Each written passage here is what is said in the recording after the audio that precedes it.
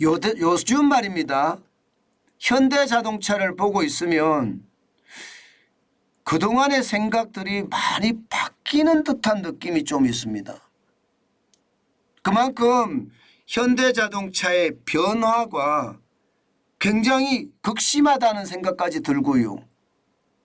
정의선 회장의 이 파격적인 행보가 현대차, 기아 완전히 바꿔놓고 있는 것 같습니다. 지금까지 말입니다. 현대차 이러면 노조, 기아차 이러면 노조, 강성노조가 이 자동차들을 완전히 포위하고 있었거든요. 그런데 요즘은 굉장히 다른 모습으로 변해가고 있습니다. 물론 지금 당장 뭐 완전히 변한다, 저는 그렇게는 생각하지 않아요. 결국은 586 운동권들이 물러가야 이제 이 강성 노조도 좀 조용하게 저는 갈 수 있다고 봅니다. 정치적 파업도 줄고요. 저는 그렇게 보거든요. 어쨌든 말입니다. 현대자동차의 변화는요, 저는 정몽구 회장 당시보다가 정의선 회장 아들이 지금 운영하면서 굉장히 달라지고 있다, 이런 생각을 지울 수가 없습니다. 당장 여러분 이거 한번 보시죠. 5년 새에 현대차 그룹 영업이익 증가율입니다. 5년 사이입니다. 5년 사이 123.6%예요. 아니 이건 망한다고 했거든요. 현대자동차 망할 가능성이 굉장히 많다고 했습니다. 그런데 영업이익이 오히려 말입니다. 123.6%가 늘어났습니다. 이게 올해까지 치면요, 올해 추정 예상까지 하면 영업이익이 장난이 아닙니다. 보시다시피 5년 사이라는 것은 2017년 대비 2022년이거든요. 그런데 2023년에는요, 지금 보시는 것처럼 25조 9천억 플러스 알파입니다. 30조를 갈 수도 있다는 이야기가 돼요. 현대차 그룹 전체가 말입니다. 이것을 보면 말입니다. 정몽구 회장, 아버지 회장과 정의선 회장, 아들 회장이 굉장히 경영을 다른 방향으로 지금 끌고 가는 거죠. 실제로 말입니다. 아버지가 정몽구 회장이 성할 때는요, 예상보다 순이익이 10조 안팎에서 머물렀습니다. 그러나 코로나19가 끝나면서 본격적으로 정의선 회장 체제가 구축이 되면서요, 지금 그룹의 영업이익은요, 18조를 넘어서서 이제는 25조 9천억 원, 올해 잘하면 30조까지도 갈 수 있다, 이런 엄청난 이야기가 나오는 겁니다. 매출도 마찬가지입니다. 매출도 이대로면요, 올해 400조를 할 수 있다는 전망까지 나옵니다. 지금 현재 5년 사이에는 49.4%, 112조 9천억 원이 늘었거든요. 248조 8천억 원에서 371조 7천억까지 늘었으니까 굉장히 빠른 속도로 늘었죠. 이것도 마찬가지로 말입니다. 2020년을 코로나19를 지나면서 현대차는 비약적인 발전을 하게 됩니다. 그야말로 2021년에는 304조 6천억 원, 2022년에는요 371조 7천억 원, 올해는 이대로 가면 400조를 달성할 수 있는 그런 힘이 있다, 이런 이야기까지 나옵니다. 이것은 어째 보면 말입니다. 뭔가 우리가 감지할 수 있을 만큼 지금 변화가 있다는 뜻도 됩니다. 현대자동차, 현대차 이러면요, 강성 노조에 대한 이미지가 너무나 강했거든요. 그래서 사람들이 현대차에 말입니다, 이게 춘투나 하투가 되면 주가가 빠지니까 그때 주식을 사서 말입니다, 하투가 끝나면 팔고, 그런 사태까지 있을 정도로 이게 춘투나 하투, 그만큼 심각했다는 뜻도 됩니다.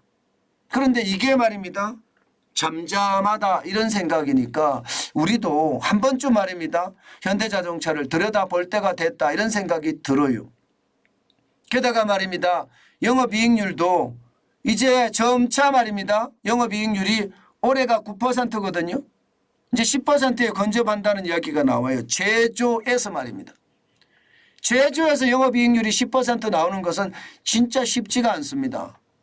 예, 혁신적인 제품을 만들지 않고서는요, 영업이익률이 10% 나오는 건 거의 불가능하다고 생각하면 됩니다. 일반적인 제품이야, 예, 뭐 5%, 6%, 많으면 7% 올라가는 게 끝인데 지금 현대자동차는요, 지금 5%, 6%, 7% 하던 것이 이제 9%, 조만간 10%라는 이야기도 나올지도 모르겠습니다. 그만큼 말입니다. 부가가치를 중심으로 해서 자동차가 많이 팔린다는 이야기예요. 제네시스라는 고급 브랜드의 자동차가 제값받기를 하는 데 이어서 말입니다. 전 세계가 새로운 냉전 시대의 질서가 만들어지니까 중국의 전기차보다는요, 테슬라나 현대차의 전기차를 더 선호하는 것도 거기에 엄청난 영향을 미쳤습니다. 실제로 말입니다. 유럽 같은 경우는 전기차 워예요. 전기차 계속 막고 있습니다. 아직은 내연기관차가 좀 더 가야 된다는 분위기가 아주 강하거든요. 예. 그래서 지금 전기차 주식도 떨어지고, 예, 전기차 배터리도 떨어지고, 그만큼 말입니다. 서방 입장에서는 그렇게 급할 게 없는 거예요. 내연기관 자동차가 더 갈 수 있으니까. 그런 차원에서 보면 현대차는 전기차와 내연기관 자동차를 동시에 가지고 있기 때문에, 예, 시장에서는 굉장히 선호할 수 있는 그런, 예, 자동차 회사로 자꾸 탈바꿈 하는 것 같아서, 예, 시장에 어떤, 예, 우러름이, 예, 만들어진다 이렇게 생각할 수 있을까요? 사실 말입니다. 사실 현대자동차 망할 수도 있다는 그런 전망 나왔었거든요. 이게 말입니다. 얼마 전까지만 하더라도, 적어도 말입니다. 코로나19 이전만 하더라도요, 현대자동차 망할 수도 있다는 이야기 계속 나왔어요. 왜요? 보시는 것처럼 중국의 자동차 공장이 몇 개입니까? 6개나 공장을 지어놨는데 이 공장에서 생산하는 자동차들이 팔리지도 않고요. 그러니까 공장 자체를 3개는 매각을 하고요. 지금 3개만 가동 중일 정도로 이게 한 개 공장을 지을 때마다 그 손해는 어마어마하잖아요. 베이징 1, 2, 3 공장만 하더라도 전체 공장에서 생산할 수 있는 총 대수가 105만 대입니다. 예, 여기다가 창저우나 중칭까지 따지면요, 60만 대가 추가가 되고요. 뭐 스창 공장 같은 경우야 16만 대지만 상용차잖아요. 그만큼 말입니다. 공장을 세게 어마무시하게 지어놨지만 결국은 사드 보복으로 인해서 현대자동차는 완전히 망하기 일보 직전이었습니다. 이게 정몽구 회장의 어떤, 정몽구 회장 시대의 어떤 모양새였습니다. 그런데 지금은 완전히 바뀌었죠. 그러니까 이거를 보면서 말입니다. 현대자동차는 절치부심했을 겁니다. 절치부심했을 거예요. 중국을 믿어서는 안 된다 하는 그런 절치부심 말입니다. 그러면서 현대자동차는 변하기 시작했어요. 이제 저기 현대자동차가 중국에서 어떻게 하는 것은 불가능하다. 중국에서는 탈출하고 자본주의가 제대로 갖춰지지 않는 중국에서는 더 이상 기대할 게 없다 하면서 탈출하기 시작했습니다. 그 결과 정의선 회장은요, 중국에 대한 점유율 5% 정도밖에 안 됩니다. 그러면서 말입니다. 미국에 대한 점유율은 26.4%로 올렸고요. 유럽에 대한 점유율도 16.4%까지 올렸습니다. 인도에 대한 것도 11.8%, 그리고 아세안과 호주에 대한 것도 6.0%까지 올리면서요, 총 말입니다. 685만 대를 팔았습니다. 대단하죠. 중국이 없어도 현대자동차는 살아난다, 이런 뜻이 되는 거예요. 중국이 없어도. 아마 이것을 보면서요, 윤석열 정부도 공부를 굉장히 많이 할 것으로 보여요. 예, 권력을 가지고 권력을 탐하지만 않는다면 현대자동차가 어떻게 성공했는지를 아주 유심히 들여다보고요, 대한민국의 수출 정책을 여기다 반영하는 것도 저는 좋은 방법이라고 생각합니다. 게다가 말입니다. 총 685만 대를 팔면서 전 세계 3위 자동차 회사로 거듭나는 모습을 보이고 있거든요. 지금 당장 말입니다. 2023년 올해 상반기만 하더라도 3위는 그대로 유지하고 있습니다. 지금 판매를 보면 토요타 1등, 폭스바겐이 2등인데요. 현대차 그룹이 3등입니다. 10.9% 증가했습니다. 토요타가 5.5% 증가할 때 대한민국은 10.9%가 증가했고요. 폭스바겐이 11% 증가할 때 우리도 버금가게 증가했습니다. 스텔란티스가 9.7% 증가했고요. 이런 것을 보면요. 지금 정의선 회장은 아버지 회장 정문고 회장과 다른 길을 가면서요. 시장에서는요. 다시 한번 현대차의 성공을 다시 한번 구가하고 있다. 이렇게 이야기할 수가 있습니다. 제가 현대차를 볼 때마다요. 느끼는 게 변해가고 있구나. 대한민국이 이제 시간이 그렇게 많이 지나지 않아도 변해가겠구나. 저는 그런 생각도 했습니다. 문제는 출산율이 좀 문제기는 하죠. 우리 경제 전체를 갉아먹을 수 있으니까. 이 출산율에 대한 어떤 문제만큼 점점 더 강력한 해결책을 찾아낸다면요. 대한민국에도 다시 한번 희망의 어떤 흐름이 돋지 않을까. 저는 그렇게 생각합니다. 정치적인 집회, 정치적인 구호, 그런 노조가 할 수 없는 일을 억지로 하지 말고요. 기업에서 노사가 함께 협의하면서 더 좋은 방향을 찾는 것.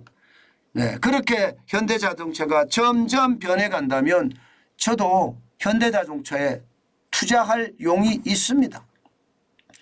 많지는 않지만 제가 엄청나게 돈을 많은 사람도 아니지만 현대자동차 주식은 안 산다고 제가 이야기했거든요.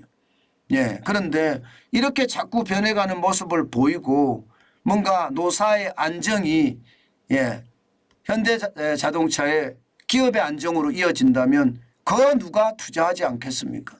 저는 이런 기업들이 앞으로도 많이 나오고요. 그런 기업들이 나옴으로 해서 대한민국의 제조 경쟁력이 강해지고요. 그것이 말입니다. 대한민국 전체 경쟁력으로 확대 발전이 됐으면 좋겠다. 저는 그런 생각도 해봅니다. 사실 여러분 제가 현대자동차를 이야기할 때 자동차의 위기, 현대자동차 망한다는 이야기를 참 많이 했어요.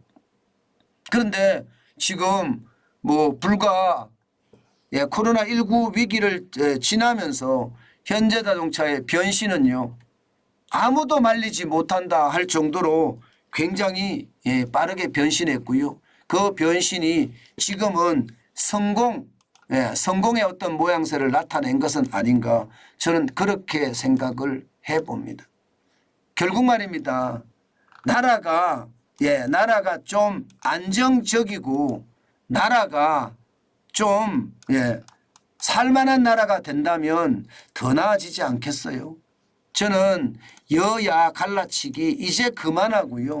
현대자동차 본받아 가면서요.